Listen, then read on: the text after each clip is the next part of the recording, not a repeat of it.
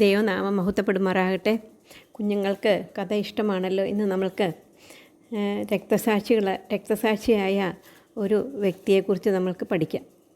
അപ്പോൾ രക്തസാക്ഷിയായ റൊമാൻസിനെക്കുറിച്ച് നമുക്ക് പഠിക്കാം.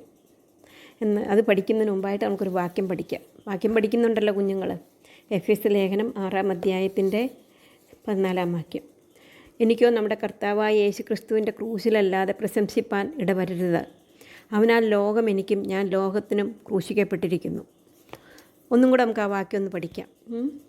എഫെസ്യ ലേഖനം 6-ാം അധ്യായത്തിൻ്റെ 14-ാം വാക്യം. എനിക്കോ നമ്മുടെ കർത്താവായ യേശു ക്രിസ്തുവിൻ്റെ ക്രൂശിലല്ലാതെ പ്രശംസിപ്പാൻ ഇടവരരുത്. അവനാൽ ലോകം എനിക്കും ഞാൻ ലോകത്തിനും ക്രൂശിക്കപ്പെട്ടിരിക്കുന്നു. ഗലേറിയസ് എന്ന ക്രൂരനായ ചക്രവർത്തിയുടെ ഭരണകാലത്ത് അനേകം ക്രിസ്ത്യാനികൾ രക്തസാക്ഷികളായി മരിക്കേണ്ടി വന്നു. അന്തോക്യയിൽ റൊമാനസ് എന്ന കർത്താവിൻ്റെ വേല ചെയ്തുകൊണ്ടിരിക്കുകയായിരുന്നു. സുവിശേഷ വിരോധിയായ ഗലേറിയസിൻ്റെ മുമ്പിൽ റൊമാനസിനെ പിടിച്ചുകൊണ്ടുവന്നു. റൊമാനസിനോട് പറഞ്ഞു, നീ ദൈവത്തെ തള്ളിപ്പറഞ്ഞാൽ നിന്നെയും മറ്റ് തടവുകാരെയും വിട്ടയക്കാം. അപ്പോൾ റൊമാനസ് ഗലേറിയസ് എന്ന ക്രൂരനായ ചക്രവർത്തിയോട് പറഞ്ഞു, ഞാൻ ഉയർത്തെഴുന്നേറ്റ ക്രിസ്തുവിൻ്റെ മകനാണ്. ഇത് കേട്ട് ചക്രവർത്തിക്ക് റൊമാനസിനെ ശിക്ഷിക്കുവാൻ അനുവാദം പറഞ്ഞു. ചാട്ടവാർ കൊണ്ട്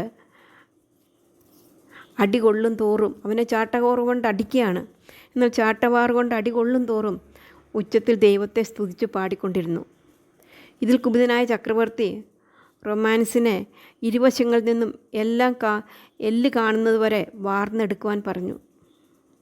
അവൻ്റെ 2 വശങ്ങളിൽ നിന്നും അവർ ഇറച്ചി ഇങ്ങനെ വാർന്നെടുക്കുകയാണ്, ചെത്തിയെടുക്കുകയാണ്. ജീവനുള്ള റൊമാനസിനെ അവൻ്റെ 2 സൈഡിൽ നിന്നും അവർ കത്തികൊണ്ട് ഇങ്ങനെ അവരുടെ ഇതുകൊണ്ട് വാളുകൊണ്ട് കണ്ടിച്ചെടുക്കുകയാണ്. അപ്പോൾ എല്ല് കാണുന്നത് വരെ മുറിക്കുവാനാണ് പറഞ്ഞത്. അപ്പോൾ റൊമാനസ് പറഞ്ഞു, കർത്താവിൽ മാത്രമേ രക്ഷയുള്ളൂ. കോപാകുലനായ ചക്രവർത്തി ഒരു കത്തിയെടുത്ത് റൊമാനസിൻ്റെ 2 കവിളുകളിലും കത്തികൊണ്ട് വരഞ്ഞു. മുഖത്തു നിന്ന് രോമങ്ങൾ പിഴുതെടുത്തു. കണ്ണുകൾ മാന്തിപ്പറിച്ചു. മുഖത്ത് അനേക കുഴികളുണ്ടാക്കി. റൊമാനസ് അപ്പോൾ പറയാണ്, എനിക്ക് വായിൽ കുത്തുകോറി ഒത്തിരി ഇങ്ങനെ തുളഞ്ഞ് പല സ്ഥലങ്ങളിലും മുറിവുകളായി. അപ്പോൾ റൊമാനസ് പറയുകയാണ്, എനിക്ക് അനേക വായ്കൾ തന്നതുകൊണ്ട് ഞാൻ ദൈവത്തെ സ്തുതിക്കുന്നു. കാരണം അവൻ്റെ മുഖത്ത് കുത്തിയപ്പോൾ ഒരു സ്ഥലത്ത് മാത്രമല്ല, പല സ്ഥലത്തും രക്തം ഒഴുകിക്കൊണ്ട് പല സ്ഥലത്തും അത് ഓപ്പണായിട്ട് വന്നു. അപ്പോൾ അതുകൊണ്ട് അവൻ പറയുകയാണ്, എനിക്ക് അനേക വായകൾ അല്ലെങ്കിൽ തന്നതുകൊണ്ട് ഞാൻ ദൈവത്തെ സ്തുതിക്കുന്നു. പരാജിതനായ ചക്രവർത്തി വിളിച്ചു പറഞ്ഞു, യേശു ക്രിസ്തു ഇന്നലത്തെ ദൈവമാണ്. അതിനുത്തരമായി റൊമാനസ് അവിടെ കൂടി വന്ന ജനത്തോട് സുവിശേഷം വിളിച്ചു പറഞ്ഞു. എന്നിട്ട് 7 വയസ്സായ ഒരു കുഞ്ഞിനെ റൊമാനസ് വിളിച്ച് മുൻപോട്ട് നിർത്തി അവനോട് ചോദിച്ചു, കുഞ്ഞെ, നമ്മൾ യേശു ക്രിസ്തു എന്ന ഏക ദൈവത്തെ സേവിക്കണമോ? ആ കുഞ്ഞ് പറഞ്ഞു, യേശു ക്രിസ്തു എന്ന ഏക ദൈവത്തെ മാത്രം സേവിച്ചാൽ മതി, അവൻ മാത്രം ദൈവമാണ്. ക്രൂരനായ ചക്രവർത്തി ആ കുഞ്ഞിനോട് എന്തോ ചെയ്തു എന്ന് നമുക്ക് പിന്നീട് അടുത്ത ആഴ്ചയിൽ കേൾക്കാം. എന്നാൽ ചക്രവർത്തി റൊമാനസിനെ തീക്കനലിലേക്ക് വലിച്ചെറിഞ്ഞു. ദൈവത്തിൻ്റെ വീരഭടൻ പാട്ട് പാടിക്കൊണ്ടിരുന്നു.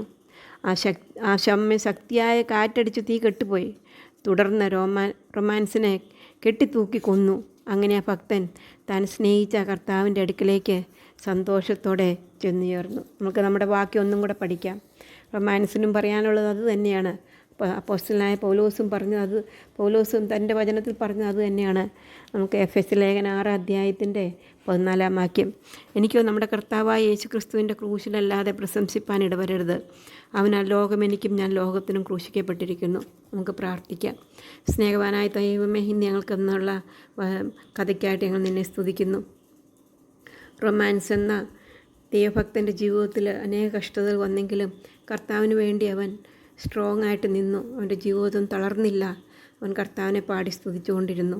കർത്താവേ, ഞങ്ങളുടെ ജീവിതത്തിൽ വരുന്ന പ്രശ്നങ്ങളിൽ ഞങ്ങൾ കർത്താവിനെ സ്തുതിച്ചുകൊണ്ടിരിക്കാൻ ഞങ്ങളെ സഹായിക്കണം. ഞങ്ങളുടെ കുറവുകളെ ക്ഷമിക്കണം, ഞങ്ങളുടെ തെറ്റുകളെയും പാപങ്ങളെ ക്ഷമിക്കണം. ഞങ്ങൾ പരീക്ഷയിൽ നിന്ന് ഞങ്ങളെ വിടുവിക്കണം. കർത്താവിൻ്റെ മക്കളായിട്ട് ജീവിപ്പാൻ സഹായിക്കണം. പ്രാർത്ഥന കേട്ടുകൊണ്ട് സ്തോത്രം യേശു കർത്താവിൻ്റെ നാമത്തിൽ താഴ്മയും വിനയമായിട്ട് അപേക്ഷിക്കുന്നു. ആമേൻ. കഥ ഇഷ്ടമാണെങ്കിൽ എന്ത് ചെയ്യണം? സബ്സ്ക്രൈബ് ചെയ്യണം. മാത്രമല്ല ഷെയർ ചെയ്യണം. സബ്സ്ക്രൈബ് ചെയ്തിട്ട് ബെല്ലൈക്കണിൽ കൈയമർത്തുമ്പോൾ അവിടെ ഓൾ എന്ന പ്രൊവിഷൻ ഉണ്ടാകും. അതിലും കൂടെ കൈയമർത്തണം. അപ്പോൾ ആൻറ്റി എപ്പോഴൊക്കെ വീഡിയോ ഇടുന്നു അപ്പോഴൊക്കെ നിങ്ങൾക്ക് കിട്ടും. Okay, bye bye. May God bless you all.